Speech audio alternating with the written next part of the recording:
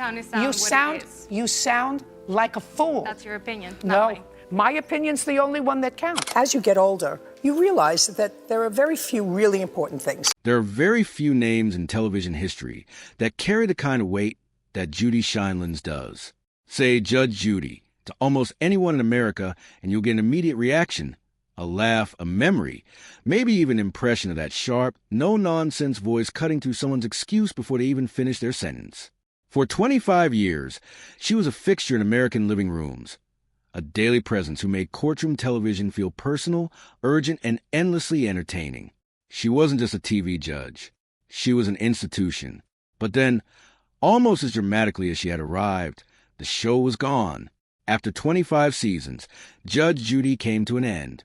Millions of fans were left wondering what had happened to the woman who had become one of the most recognizable faces on daytime television. Had she finally retired? Was she done with the spotlight?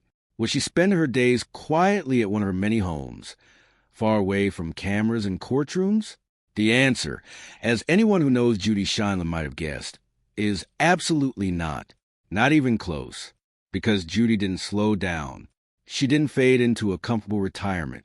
Instead, she pivoted, she rebuilt, she launched something new, and she did it on her own terms, which, if you followed her career at all, is entirely on brand. So where exactly is Judge Judy now in 2025? What is she doing? What has she built? And what does her life look like today? Let's get into it. All of it. To understand where Judy is now, you have to understand what it meant when Judge Judy ended. This wasn't just a show wrapping up after a decent run. This was a 25-year institution signing off. Judge Judy, at its peak, was pulling in somewhere between 9 and 10 million viewers per day. It was at various points the highest-rated program in all of daytime television, a show that had outlasted countless competitors, survived network politics, and made its host one of the highest-paid personalities on any screen, big or small. When Judy appeared on the Ellen DeGeneres show in March of 2020 and announced that Judge Judy would be ending after its 25th season, the television world genuinely stopped for a moment.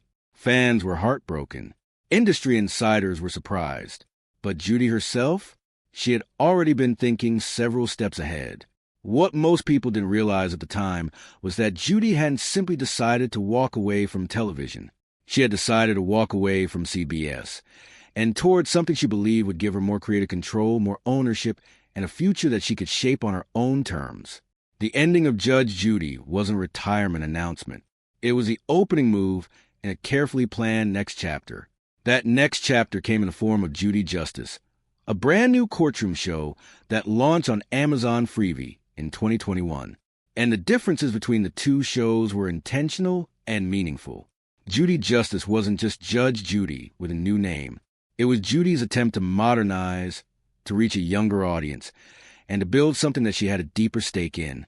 The set looked different, the energy felt slightly different, and crucially, the people around her were different too. Most notably, Judy made the decision to bring her granddaughter, Sarah Rose Alinsky, onto the show as a law clerk. This was a deeply personal choice, a way of weaving her family into her professional world, and, in her own words, giving a younger generation a seat at the table. Judy has spoken openly about how much her grandchildren mean to her, and having Sarah Rose on set was clearly something that brought her genuine joy. The show also welcomed a new bailiff, Kevin Rasco, which was a decision that did not go unnoticed or uncriticized. Petrie Hawkins Bird, who had stood beside Judy as bailiff on Judge Judy for all 25 seasons, was not invited to join Judy Justice. Judy's explanation at the time was financial. She said she couldn't afford his salary within the new show's budget. But fans weren't entirely satisfied with that answer, and Bird himself admitted publicly that he was hurt by the way the decision was handled. He had expected at the very minimum a conversation. He didn't get one. The fan backlash was real and vocal. Bird had become a beloved part of the Judge Judy experience, and his absence from Judy Justice felt like a loss to many longtime viewers.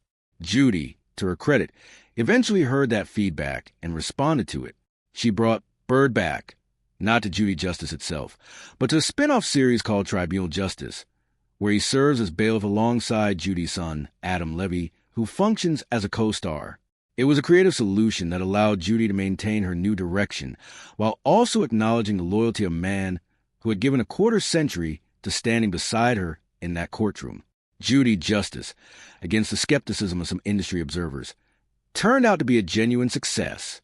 Moving to a streaming platform like Amazon Freevee was a bold choice for a woman whose entire career had been built in the traditional broadcast television world. Streaming audiences are different. They're younger. They consume content differently, and they don't necessarily have the same appointment viewing habits that defined the Judge Judy audience for so many years. But Judy adapted, and the show found its footing. By 2025, Judy Justice has grown into a significant streaming hit, proving that Judy's appeal isn't limited to a particular platform or format. It's rooted in her personality, her wit, and her genuinely remarkable ability to read people and situations with a speed and accuracy that never seems to get old. The format of Judy Justice will feel familiar to anyone who watched Judge Judy. Small claims cases, real disputes, real people, and Judy presiding over all of it with her characteristic combination of sharp humor and moral clarity. But there's a slightly warmer texture to the newer show. Some critics and longtime fans have noted that Judy seems, in certain moments, slightly more relaxed on Judy Justice than she did in the later seasons of Judge Judy, when the grind of producing so many episodes without adequate rest had visibly worn on her patience. Whether that a result of having more control over her environment, the presence of family members on set, or simply the freedom that comes with no longer being locked into a network television machine, the effect is noticeable. Judy is still Judy, sharp, direct, unwilling to tolerate nonsense or evasiveness, but there's something that feels a little more sustainable about the way she operates now. One of the most interesting developments in Judy's recent professional life is the emergence of tribunal justice as a genuine vehicle for her family. The show features a panel format, a structure that Judy first experimented with when she created Hot Bench back in 2014, and it brings together her son Adam Levy and Petrie Hawkins Byrd in a configuration that feels, in some ways, like a peace offering and a family reunion rolled into one. Adam Levy's involvement in the show is a fascinating dimension of Judy's current chapter. Adam followed a path that would have made any mother proud. He became a district attorney in Putnam County, New York, building a serious legal career in the real world before stepping into the television space alongside his mother. His presence on tribunal justice gives the show genuine legal credibility, and his dynamic with Judy, part professional collaboration, part mother-son relationship, playing out in front of cameras, adds a warmth and complexity that distinguishes it from typical courtroom programming. For Judy, having her son beside her in this phase of her career is clearly meaningful. She has spoken many times over the years about the importance of family, about the pride she takes in her children and grandchildren, and about how much it matters to her that her legacy extends beyond television ratings and Emmy Awards. The family dimension of her current work feels like a deliberate and heartfelt choice, a way of merging the two things that have always mattered most to her. Byrd's return to the fold via tribunal justice also says something important about Judy's character. She heard the criticism. She acknowledged that something had gone wrong in the way the transition was handled, and she found a path toward making it at least partially right. It may not have been everything Byrd hoped for, and the situation was undeniably handled imperfectly from beginning. But the fact that he's back, that he's working, and that the relationship has been restored to some functional form, that matters. If you only know Judy Shineland through her television work, you're missing a significant part of who she is and what she cares about.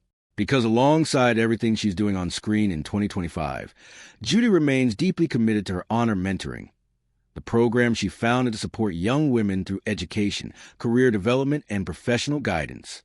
The program, which Judy runs alongside her stepdaughter Nicole Shineland, is designed to give young women, particularly those who might not otherwise have access to mentors, networks, or resources, the kind of support that can genuinely change the trajectory of a life. It's a cause that is clearly personal to Judy. She has spoken about how important it was, early in her own career, to have people who believed in her ability and pushed her to pursue paths that might have seemed out of reach. Away from the cameras in the courtrooms, whether real or televised, Judy Shineland lives what can only be described as a full and rich personal life. She and her husband, Jerry Shineland, the retired judge she divorced in 1990 and remarried in 1991, have been together for decades now, building a blended family that includes children, stepchildren, 13 grandchildren, and even a great-grandchild. Judy has never been particularly private about the fact that family is the center of her world. For all the fire and intensity she projects on screen, the picture that emerges from her interviews and public appearances is of a woman who, at the end of the day, defines herself through her relationships with the people she loves.